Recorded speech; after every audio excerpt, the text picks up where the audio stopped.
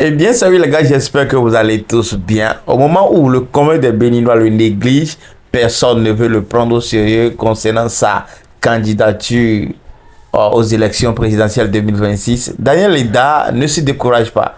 Il essaie dans cette vidéo de défendre son programme, de défendre ses actions, d'essayer de montrer aux Béninois qu'il maîtrise le territoire et pratiquement les problèmes que le pays a et qu'il a la capacité de pouvoir résoudre. Il essaie, tout écoute de bien, vous allez juste remarquer qu'il est vraiment motivé pour sa candidature et le fait bien. Nous allons l'écouter dans cette nouvelle vidéo.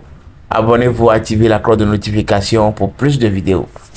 Le Bénin économiquement prospère. Vous avez des chiffres à ce sujet? S'il vous plaît. Vous avancez des choses sans chiffres? S'il vous plaît, s'il vous plaît. Oui. Moi, je vis à Pau. D'accord. Et je saisis l'occasion pour informer. Bon, on va pas rentrer. Non, non, non, non, non. On va pas rentrer dans ce débat, Monsieur Eda. S'il vous plaît, Oui. s'il vous plaît, s'il vous plaît. Vous m'avez amené ici pour vous dire pourquoi je suis candidat et ce sur quoi je compte. Oui. Et je vous dis, contrairement à tous ceux qui mettent en avant la question du parrainage, la question de ceci, cela, il faut commencer par avoir une vision. La vision... Quelqu'un qui a tous les parrainages et qui n'a pas de vision est inutile pour ce pays. Très bien. La vision, vous l'avez. Et vous estimez que c'est le premier pas à poser. Et ensuite? Mais pourquoi vous voulez forcer mon agenda à moi? Mais une vision... Oui, mais s'il vous plaît, nous n'avons pas encore fini. Il n'y a que le jeudi passé que nous avons déclaré la candidature. D'accord? Mais on estime que cela s'inscrit dans un processus, tout à fait. Ça s'inscrit dans un processus. Ouais. C'est moi qui maîtrise l'agenda. Mais si je veux diriger ce pays et que vous m'appelez ici et je me mets à vous dévoiler tout ce que j'ai prévu, vous devez dire celui-là n'est pas bon pour notre pays. Il ne s'agit même pas de ça. Bon, alors, il ne s'agit même pas de ça. Vous avez une vision. Oui. Cette vision, aujourd'hui, la réalité est que vous n'êtes pas porté par un parti politique.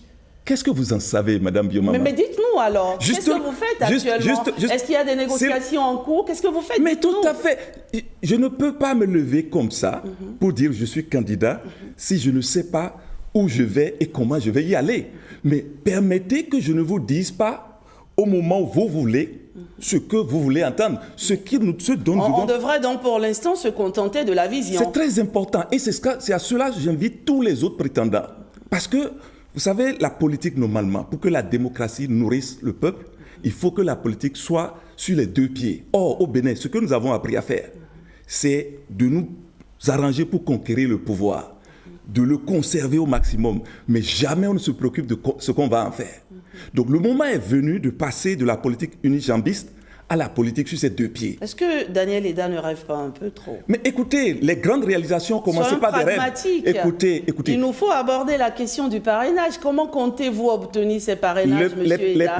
C'est la grosse question aujourd'hui. Et vous l'auriez remarqué d'ailleurs, après votre déclaration sur les réseaux sociaux, c'est la question que tout le monde a sur les lèvres. Et le téléspectateur qui nous regarde ce matin a envie de savoir. Mais janvier. Mais écoutez, je vous dis, ma priorité, ce n'est pas parrainage. Ma priorité, c'est la vision. Et si vous suivez très bien, vos archives sont là.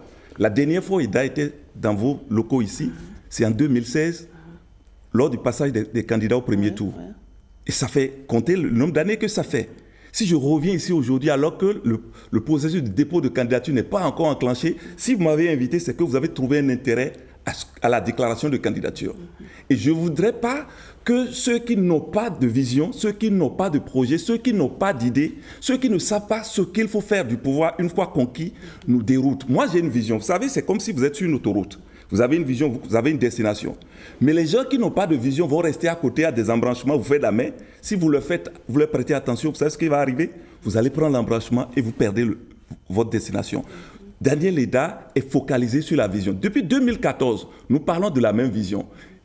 Trouvez-moi dans la classe politique béninoise un seul homme politique.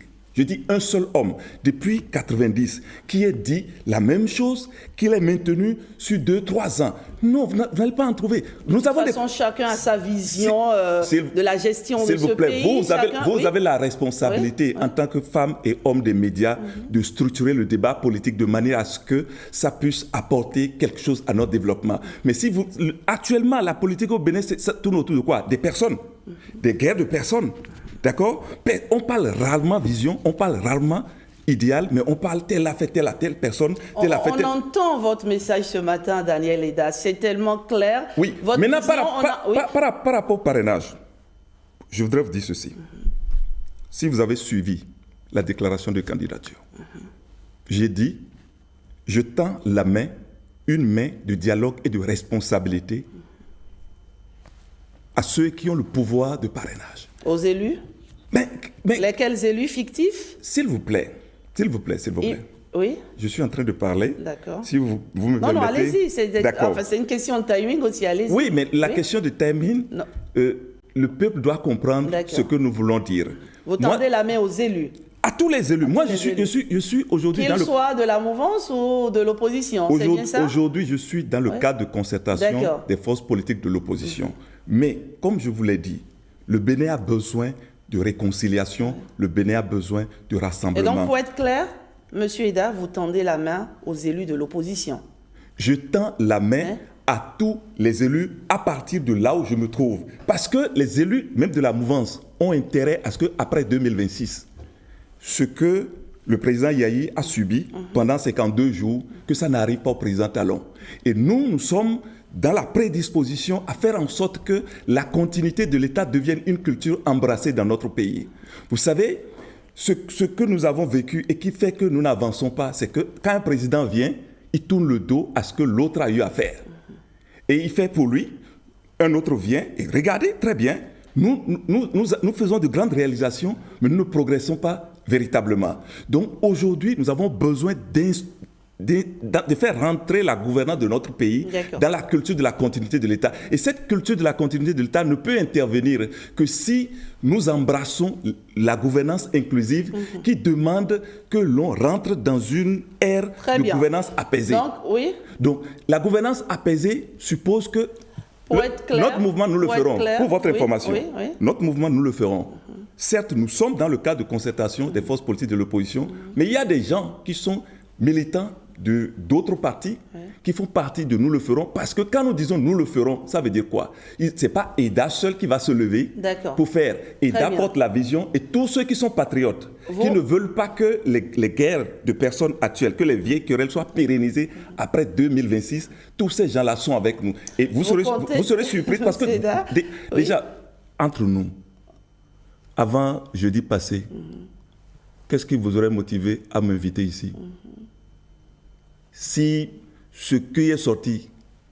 Et c'est justement pour ça que ce matin, on retiendra... Aider nos compatriotes. Monsieur Daniel Eda, on retiendra ce matin que vous comptez obtenir les parrainages auprès de l'opposition, soit dit en passant, les démocrates. Est-ce que vous savez aussi qu'au niveau des démocrates, il y a aussi des aspirations, des rêves présidentiels à ce niveau-là? Est-ce que ce n'est pas utopique? S'il vous plaît, madame. Je sais que vous m'avez amené ici pour me faire accoucher de ce que certains attendent. D'accord? Mais ils n'auront pas l'accouchement là aujourd'hui.